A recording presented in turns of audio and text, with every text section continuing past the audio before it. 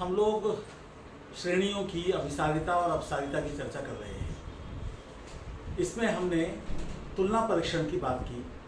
तुलना परीक्षण भाग 1 को बताया भी और उसके उदाहरण भी दिए। तुलना परीक्षण भाग 2 बताया था लेकिन उसके उदाहरण नहीं दिए थे। आज हम उनको ले रहे हैं। तो तुलना परीक्षण भाग 2 है क्या?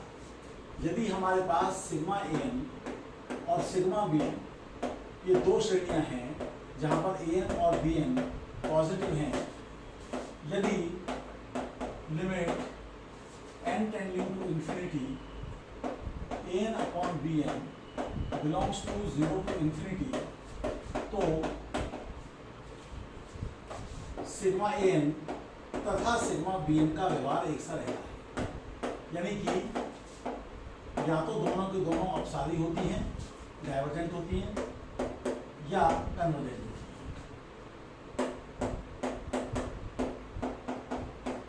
अब यह जो हमारी प्रमेय है तुलना परीक्षण भाग 2 कंपैरिजन टेस्ट पार्ट 2, ये आमतौर पर कब उपयोगी होता है?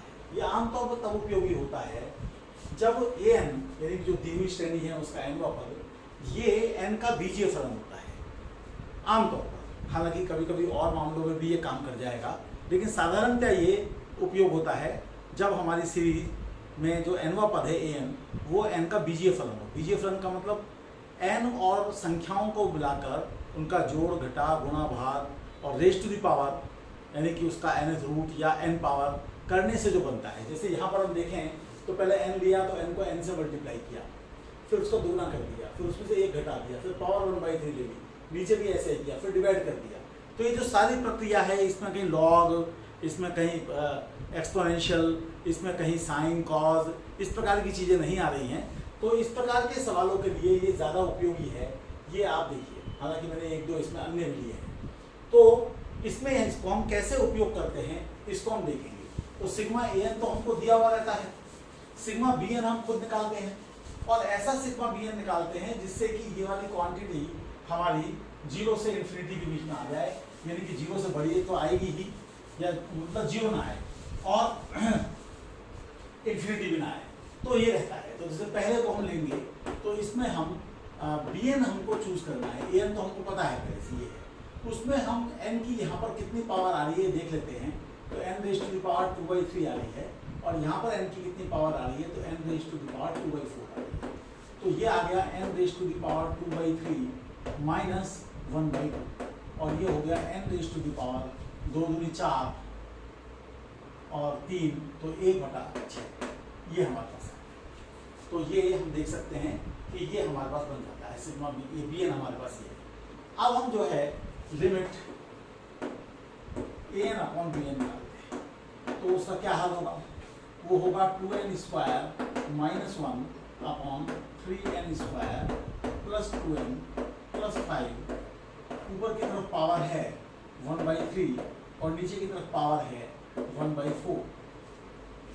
और ये जब हमारे पास है तो इसमें हम ये देखते हैं कि अब हमें इसे डिवाइड करना है, bn को लिखना है और bn हमारे पास है n raise to the power 1/6। तो हमने इस पूरे को डिवाइड कर दिया n raise to the power 1/6 से। तो ये हमारे पास यहाँ पर आ जाएगा n raise to the power 1/6। ये हमारे पास इसको निकालने के लिए लिमिट तो n टेंडिंग टू इंफिनिटी है, यदि यहाँ पर भी हम लिमिट लेते हैं ये हम देखते हैं कि जैसे n² हमने बाहर निकाल दिया तो 2 माइनस 1/n² और नीचे की तरफ से भी n² बाहर निकाल दिया तो 3 प्लस 2/n प्लस 5/n²। और ये चीज़ हमारी कट जाएगी जो भी हमारे यहाँ पर आएगा बचकर, और इसकी जब हम लिमिट निकालेंगे 2/3 है और ये बिलोंग करनी है 0 to 1 को, तो दोनों का व्यवहार एक साथ होगा। अब अगर हम देखें तो हमारे पास यहाँ पर ए एन क्या आ रहा है और बी एन क्या आ रहा है। तो ए एन तो हमारे पास ये था, बी एन हमारे पास ये है। तो सिग्मा बी एन हम जब करेंगे तो ये सीरीज हम जानते हैं कि डाइवर्जेंट है और इस कारण से यह सीरीज भी डाइवर्जेंट होगी।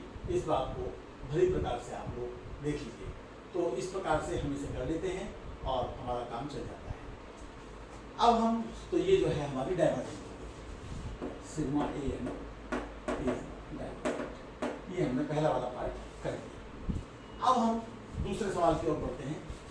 दूसरे सवाल में हमारे पास एक ऐसी फॉर्म आ रही है जिसमें हम कंजुगेट से मल्टीप्लाई करना चाहेंगे। तो sigma under root n raise to the power 4 plus 1 under root n raise to the power 4 minus 1, इसमें हमारे पास an जो है उसको अगर ऊपर नीचे कंजुगेट से मल्टीप्लाई करें तो 2 upon under root n raise to the power 4 plus 1 plus under root n raise to the power 4 minus 1 आएगा। और इसमें जो bn है वो क्या मानना अच्छा रहेगा, तो यहाँ पर जो है ये n raise to the power 4/2 n raise to the power 1/2 है, और यहाँ पर भी ये n raise to the power 1/2 है। तो ये एक तरह से n raise to the power 1/2 की फॉर्म है। तो 1 upon n raise to the power 1/2 आप इसे लिख लीजिए।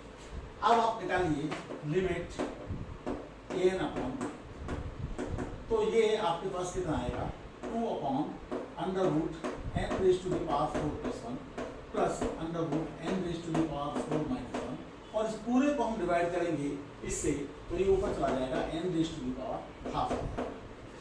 अब नीचे से n raise to the power 4 common लेंगे तो ये अंदर बचेगा 1 plus 1 upon n raise to the power 4, और यहाँ से 1 minus 1 upon n raise to the power 4 बचेगा, जो यहाँ से n raise to the power 2 आया था। ये थोड़ा गलती हो गई है, ये n raise to the power 2 है, तो n raise to the power 2 है, तो यहाँ पर n raise to the power 2 आएगा, और n raise to the power 2 आने से ये कट जाएगा इससे, और इसकी जब हम लिमिट निकालेंगे तो ये अप्रोच करेगा, जब n टेंडिंग टू इन्फिनिटी रखेंगे तो जो बिलोंग कर रहा है। अब सिग्मा bn कन्वर्जेंट है तो इम्प्लाई करता है कि सिग्मा an भी कन्वर्जेंट है। ये क्यों कन्वर्जेंट है? p टेस्ट, क्योंकि 1 upon n raise to the power p अगर अनंत टर्म है और p अगर ग्रेटर देन 1 है तो सीरीज हमारी कन्वर्जेंट है। तो ये हमने देख लिया, ये कन्वर्जेंट है। अब तीसरे उदाहरण की तरफ बढ़ते हैं। तीसरे उदाहरण में हमारे पास an क्या है, तो an है n cube plus 1 raise to the power 1/3 minus n।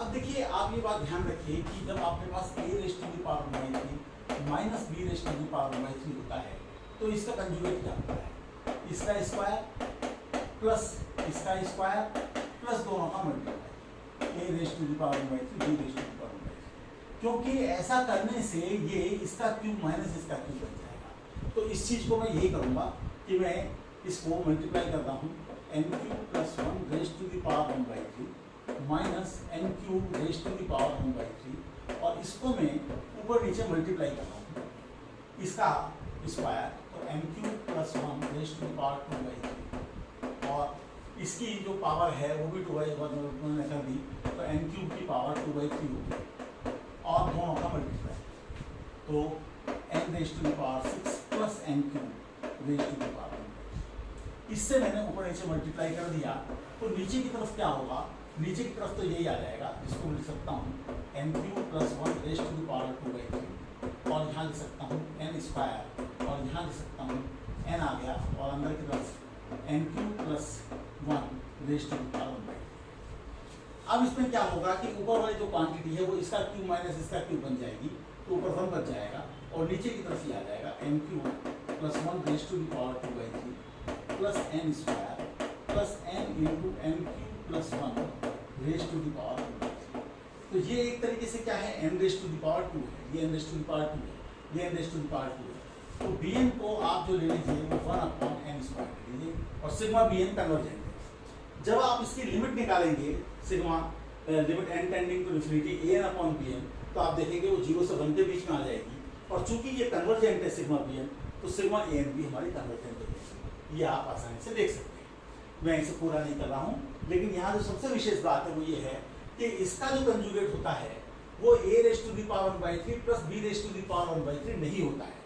Conjugate का मतलब है कि जो पावर्स को हमारी जो फ्रैक्शनल पावर है उन्हें खत्म कर दे, तो उसके लिए ये कंजुगेट होता है। ये इसमें विशेष बात है जो आपको समझनी है। अगले उदाहरण की तरफ बढ़ते हैं, उदाहरण नंबर 4 की तरफ बढ़ते हैं। ये भी अलजेब्राइक फंक्शन है, तो इसमें 4 में हम देखते हैं कि an क्या है, तो an हमारे पास है n raise to the power n upon n plus 1 raise to the power n plus 1। तो ऊपर एक तरीके से n raise to the power n है, और नीचे एक तरह से n raise to the power n plus 1 है, तो ये 1 अपॉन n है। और आप देख सकते हैं कि सिग्मा bn एक डाइवर्जेंट है, आप लिमिट निकालेंगे वो 0 से इन्फिनिटी के बीच में आएगी, ये डाइवर्जेंट है तो ये भी डाइवर्जेंट है, ये बात आप आसानी से प्रूव कर सकते हैं। अगले प्रश्न में आपको पी के वे मान निकालने हैं जिससे कि ये कन्वर्जेंट हो जाए। तो यहाँ पर an हमारे पास n+1/n⁻² है, b को मैं ले सकता हूँ pn को, ऊपर एक पावर है नीचे p पावर है, n⁻1 - p। अब मैं चाहता हूँ जब मैं निकालूंगा इसकी लिमिट तो वो एक फाइनाइट आ जाएगी और 0 से बड़ी आ जाएगी।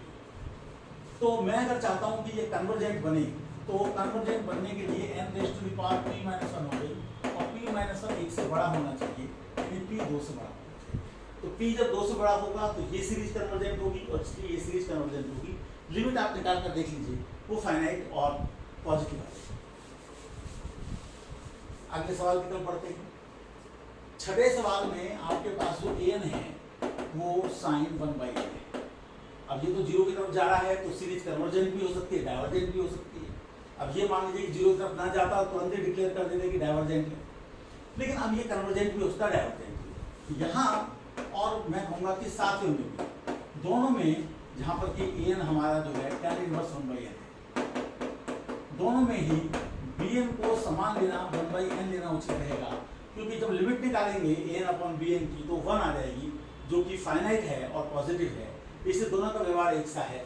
तो ये डाइवर्जेंट है तो इसलिए ये सीरीज भी डाइवर्जेंट होगी और ये सीरीज भी डाइवर्जेंट होगी। आप यहाँ पर भी सिग्मा लगा दीजिए। तो हमने देखा कि ये हमारी डाइवर्जेंट थी, ये हमारी कन्वर्जेंट थी, ये हमारी कन्वर्जेंट थी, ये हमारी डाइवर्जेंट थी। ये p की वैल्यू जब हमारी 2 से बड़ी होगी तो कन्वर्जेंट है, दोनों डाइवर्जेंट है। तो इस प्रकार से जो तुलना परीक्षण भाग 2 है उसकी सहायता लेकर आप अनेक श्रेणियों के बारे में, विशेषकर वे श्रेणियाँ जिनका कि nवां पद अलजेब्राइक फंक्शन है, बीजीय फलन है n का, तो उसमें ये ज़्यादा उपयोगी रहता है। n की मैक्सिमम पावर ऊपर देख लेते हैं, n की मैक्सिमम पावर नीचे देख लेते हैं और उसे हम bn मान लेते हैं, तो हमें आसानी से लिमिट an/bn 0 से बड़ा और फाइनाइट आ जाता है, जिससे कि हम तुलना करने में अपने को एक सुविधाजनक स्थिति में पाते हैं।